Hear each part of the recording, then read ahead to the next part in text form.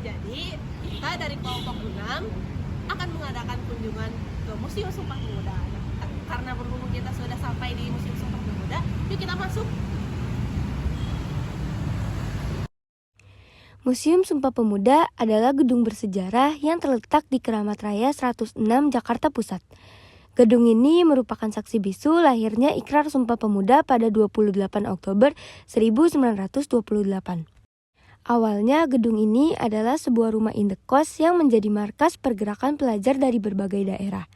Disinilah para pemuda dari Jong Java, Jong Batak, dan lain-lainnya bersatu untuk merumuskan ikrar monumental itu. Saat ini museum berfungsi sebagai pusat edukasi sejarah.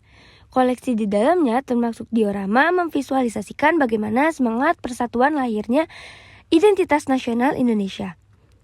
Untuk mengetahui tentang museum lebih lanjut, kami mewawancarai pengelola museum. Oke, jadi pertanyaan yang pertama, apa nama resmi museum ini dan apa alasan dibalik penamaan museum ini? Nama resminya adalah Museum Sumpah Pemuda. Sebelumnya pernah bernama Gedung Museum Sumpah Pemuda. Alasannya tentu karena konteks dari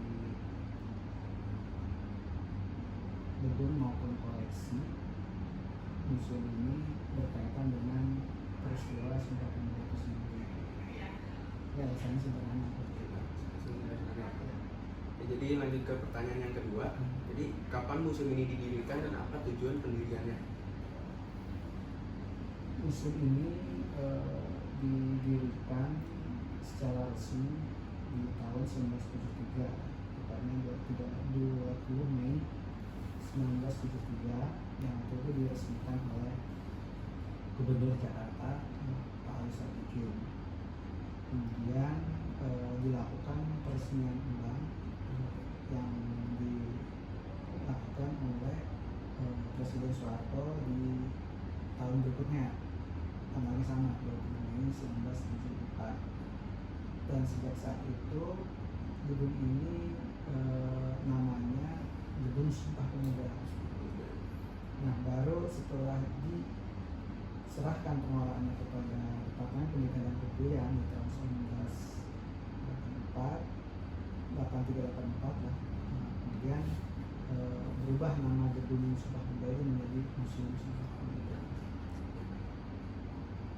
Oke, untuk pertanyaan selanjutnya, apa kategori museum ini dan apa yang membuat museum ini unik? Museum ini kategorinya masuk ke museum khusus ya, atau museum khusus tentang sejarah peristiwa. Hal yang unik tentunya adalah bahwa museum ini memberikan gambaran kepada masyarakat tentang bagaimana terjadinya peristiwa Sumpah Pemuda yang terjadi pada tanggal 28 Oktober 1928. Hal yang unik lain itu adalah di museum ini awalnya ada sebuah rumah sewa ya, atau kos-kosan yang digunakan oleh para pelajar, sekaligus dijadikan sebuah ruang pertemuan para pelajar ataupun pemuda Indonesia di masa perjuangan dulu, sehingga kemudian terjadi peristiwa Kongres Pemuda II yang melahirkan Sumpah Pemuda. Hal yang lain, mungkin hal yang di sini adalah kita memiliki koleksi asli dari biola oleh Supratman, itu hanya satu-satunya. Kemudian kita kelola di museum. Untuk selanjutnya, apakah museum ini pernah mengalami perubahan atau inovasi? Jika ya, apa saja perubahan yang dilakukan? Secara bangunan sih beberapa kali ya mengalami renovasi. Dulu pernah dipugar tahun 1973 dan kemudian dijadikan gedung museum. Setelah jadi museum, memang beberapa kali dilakukan renovasi yang sudah terkait dengan alur kisah, storyline atau tata pamernya, menyesuaikan dengan kebutuhan setiap zamannya. Yang terakhir yang kita lakukan di tahun 2021 di mana salah satu perubahan yang terakhir yang dilakukan pada saat komunikasi itu kita menentukan antara tata kamar yang bersifat statis menjadi interaktif gitu. Jadi dengan penggunaan media interaktif ataupun teknologi informasi IT, kalau misalnya kita menampilkan ruang imersif tentang sidang atau kongres muda, atau misalnya menampilkan gambaran organisasi pergerakan nasional tapi dengan menggunakan media interaktif. Atau juga kita tampilkan bagaimana lagu Indonesia Raya bisa dinyanyikan melalui sensor gitu, dan seterusnya. Jadi itu bagian dari perubahan setelah inovasi. Lalu selanjutnya ada apa manfaat museum ini bagi masyarakat, terutama bagi anak-anak muda zaman sekarang? Ya tentunya itu menjadi media atau sumber pembelajaran ya. Karena kalau misalnya belajar sejarah sepak muda mungkin di sekolah juga sudah mendapatkan materi, akan tetapi museum ini menjadi sumber belajar langsung di lapangan. Karena bukti-bukti peristiwa sejarah yang ada di textbook pelajaran itu dilihat secara langsung, suasananya, tempatnya, tokohnya siapa, gitu di museum. Nah, kalau ditanya apa kemudian manfaatnya bagi masyarakat, tentu dengan mengingat sejarah, gitu, dengan mempelajari sejarah khususnya apa yang ada di museum itu akan memperjelas identitas dirinya. Kemudian orang kalau tidak tahu sejarah dia tidak tahu siapa dirinya. Tentu ini menjadi bagian penting dalam proses edukasi terhadap masyarakat. Jadi itu, jadi ini menjadi sumber pembelajaran bagi sesuatu umum juga. Selanjutnya, bagaimana museum ini dapat meningkatkan kesadaran dan apresiasi masyarakat terhadap sejarah dan budaya bangsa?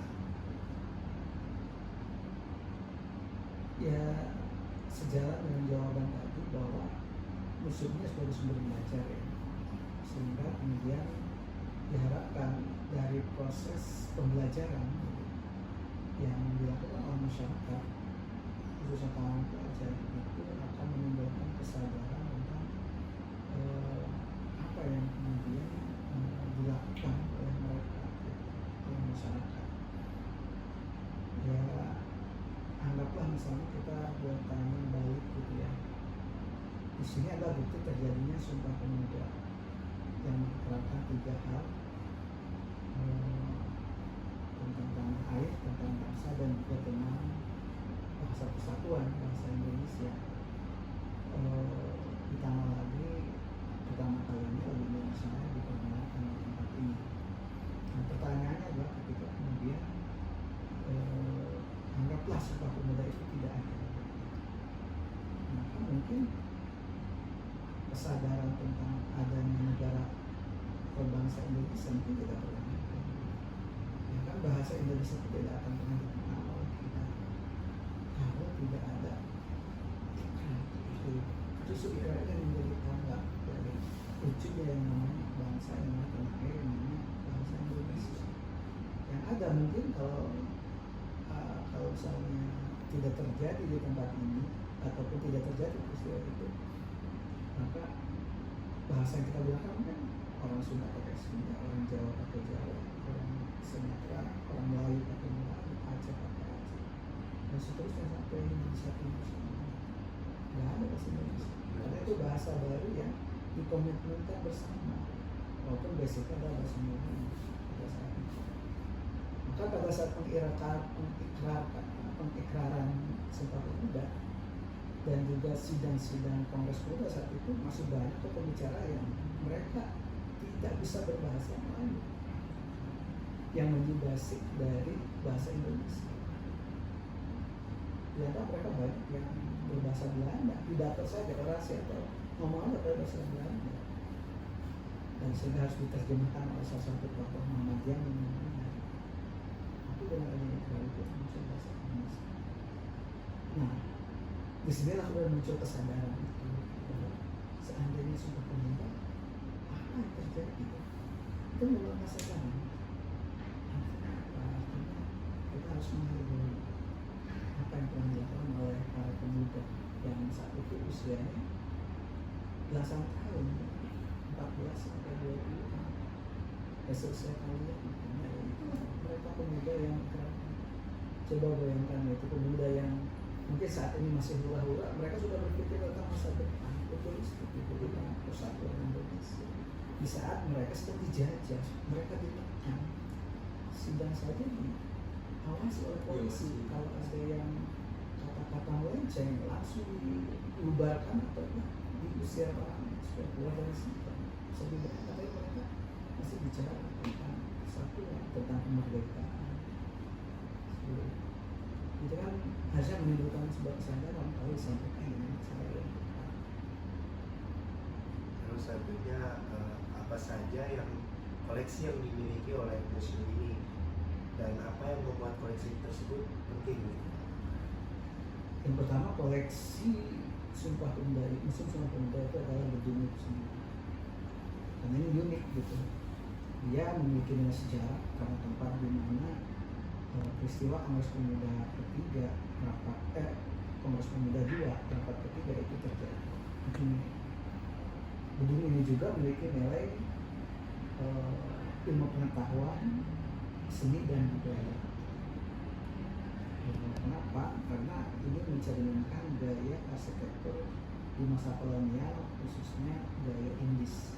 Gaya Indis itu perpaduan antara Eropa, Indonesia, dan sedikit pengaruh peranakan Cina. Ini tergambar dalam koleksi gedung. Jadi itu pengetahuan aspek seni, aspek budaya, dan pengetahuan itu sendiri. Kemudian yang kedua, masterpiece kita adalah koleksi biola R.S. Supratman yang asli, yang memang dulu digunakan oleh Supratman ketika dia menyusun lirik-lirik lagu perjuangan, termasuk lagu Indonesia Raya. Itu yang kita miliki ya, dan itu one and only yang digunakan oleh Supratman. Biola itu juga yang digunakan oleh Supratman ketika dia menyanyikan lagu Indonesia Raya di sidang Kongres Pemuda 2. Walaupun tanpa lirik ya, hanya alunan melodi saja, karena diawasi oleh Belanda gitu saat itu. Sehingga Belanda nggak begitu apa itu enak nyanyinya, mungkin terkesima juga enak. Padahal di sini adalah tentang Indonesia Raya, tentang kemerdekaan. Itu bagian dari strategi saja. Lalu selanjutnya, bagaimana museum ini menjadi pusat pendidikan penelitian sejarah dan budaya bangsa? Ya, tentunya untuk menjadi pusat pendidikan, pengkajian atau riset gitu ya, itu kita sebenarnya sangat terbuka gitu ya bagi para peneliti, para akademisi yang mau melaksanakan riset di Museum Sumpah Pemuda. Nah, yang sarana yang ada di kita tentunya ada berbagai informasi atau referensi yang berkaitan dengan peristiwa Sumpah Pemuda itu sendiri ya. Kita punya perpustakaan yang itu bisa menjadi pusat riset ya, terkait dengan peristiwa, khususnya terkait peristiwa Sumpah Pemuda, dan tentunya juga kajian tentang secara fisik gitu ya, bagaimana bangunan arsitek Sumpah Pemuda gitu. Yang ini bangunan ini adalah bangunan cagar budaya sehingga dibina oleh negara, dan juga bisa menjadi pusat pengkajian ataupun pusat studi ya lapangan terkait dengan bagaimana bangunan gaya kolonial yang masih bertahan di sana. Oke, selanjutnya ada apa rencana museum ini untuk meningkatkan kualitas, kuantitas koleksi serta layanannya? Untuk koleksi inventarisasi sendiri ya, kita saat ini sedang melakukan registrasi dan reinventarisasi. Itu bagian dari proses untuk meningkatkan kualitas koleksi kita. Registrasi itu dilakukan dalam rangka pencatatan yang lebih lengkap, detail, dan aktual. Yang kemudian dilanjutkan dengan inventarisasi yang dilakukan dengan cara melakukan klasifikasi atas koleksi-koleksi yang sudah ada, sehingga sesuai dengan konteksnya, serta updating narasi, karena narasi itu selalu berkembang sesuai dengan hasil kajian terakhir. Dan salah satu upaya kita adalah di inventarisasi itu melakukan kajian mendalam tentang koleksi. Kalau selama ini mungkin kita hanya informasi permukaan, kita lebih detailkan lagi dengan melakukan riset lebih dalam tentang koleksi yang kita miliki. Nah, itu terkait dengan peningkatan kualitas koleksi ya. Kalau secara kuantitas sih sejauh ini kuantitas kita sudah cukup jelas, tidak harus menambah lagi karena dengan banyaknya koleksi nanti malah menambah beban kita untuk konservasi, untuk perawatan, penyihatan. Sejauh itu bisa menjelaskan konteks tema yang kita usung dalam kata pamer, maka itu cukup gitu. Kecuali suatu saat misalnya ada hasil riset baru yang kemudian membutuhkan data dukung gitu ya, untuk bisa menggunakan riset itu kita adopsi dan kita carikan itu koleksi. Itu semua tetap lewat kajian, baik ya, untuk kuantitas lewat kajian pengembangan koleksi. Sementara untuk meningkatkan kuantitas dan kualitas pengunjung ya, kita terus melakukan updating informasi dan juga melakukan updating alur kisah atau storyline dari pameran tetap museum Sumpah Pemuda. Sekarang misalnya kita melakukan riset untuk kajian pengembangan tata pamer yang akan kita lakukan di tahun 2026, sehingga nanti pada saat pengunjung datang ke sini itu sudah beda lagi gitu. Jadi peluang itu memungkinkan tadi menambah kuantitas apa? Repetisi kunjungan, mereka melakukan pengulangan. Oh sekarang udah beda gitu, sudah ada pembaruan lagi, sehingga oh ini datang lagi gitu. Ditambah lagi mungkin nanti media interaktif atau medianya akan berubah juga gitu, sehingga nanti mereka penasaran itu ingin ya, seperti mungkin yang pernah sekali ya udah gitu-gitu aja gitu. Tapi ketika kita lakukan revitalisasi, lakukan penajaman atau melakukan perombakan dengan konteks peristiwa sama tapi dengan cara yang berbeda, pamerannya kita akan mendorong untuk datang. Itu terkait dengan kuantitas, nah yang tak kalah intinya adalah kualitas, karena kita berharap ketika seorang datang ke museum tidak hanya sekedar wisata, melihat-lihat, bengong, nggak ngerti gitu ya, tapi juga ada pesan yang masuk. Mereka mendapatkan sesuatu di sini. Kalau ke mall misalnya orang happy gitu ya, tapi ada tujuan apa? Ini membeli A, B, C gitu. Ketika keluar dari mall kan mereka bawa sesuatu dari apa yang mereka inginkan gitu. Apa barang A, barang B, barang C gitu ya, namun itu tujuan mereka datang ke sana. Nah sekarang ketika ke museum itu mereka tujuannya apa? Kan ingin ada sesuatu gitu. Nah itulah yang kemudian kita upayakan supaya sesuatu yang diharapkan itu mereka dapatkan. Caranya apa? Tadi kita melakukan pengkajian pengembangan apa yang harus kita kembangkan supaya ketika masyarakat sini tidak bengong dan juga tidak kosong gitu ya. Harapannya setelah mereka keluar dari museum sudah mereka punya kesadaran dan punya semangat baru gitu.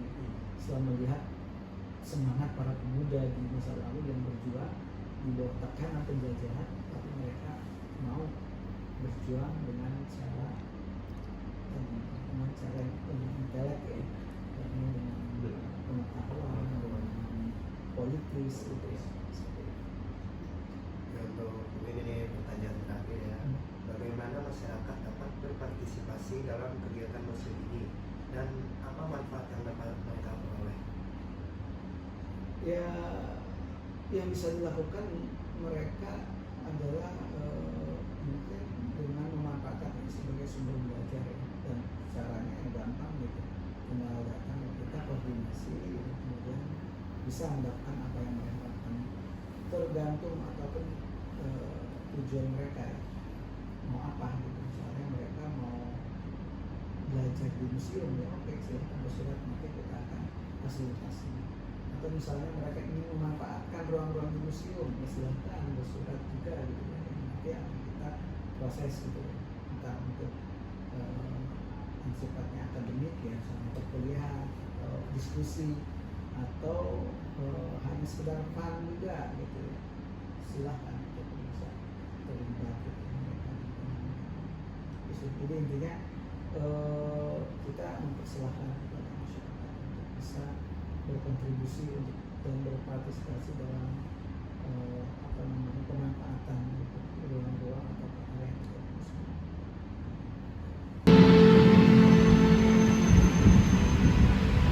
Putusan Rapatan Kongres Pemuda 28 Oktober 1928. Pertama, kami putra dan putri Indonesia. Mengaku bertumpah darah yang satu. Tanah Indonesia. Kedua, kami putra dan putri Indonesia.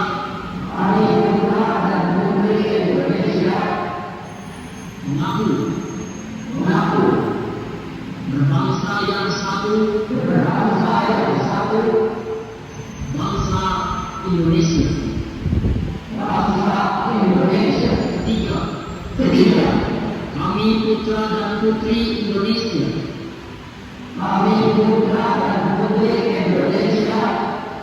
Menjunjung bahasa persatuan.